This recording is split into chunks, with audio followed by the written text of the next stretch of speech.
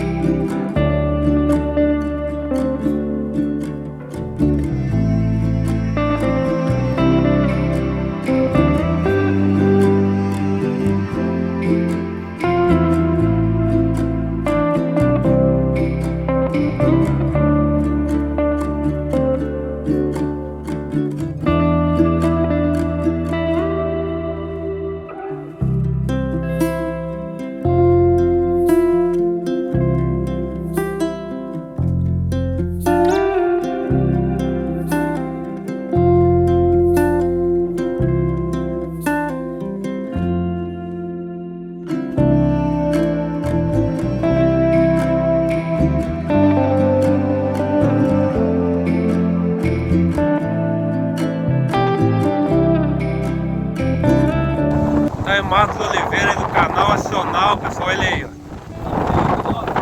Muita ventania imensa, ó. Como é que tá isso aqui? Tá uma maravilha, hein? Tá frio?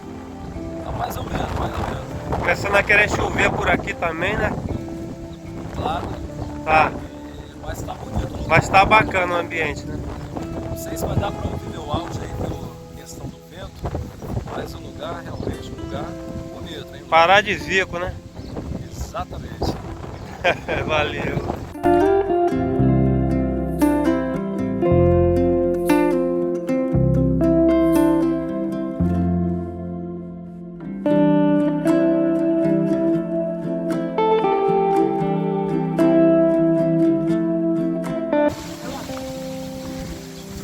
É o vento, é o vento. O vento derrubando as cadeiras ali, pessoal. Você tem dentro, tá forte o vento por aqui, tá muito frio.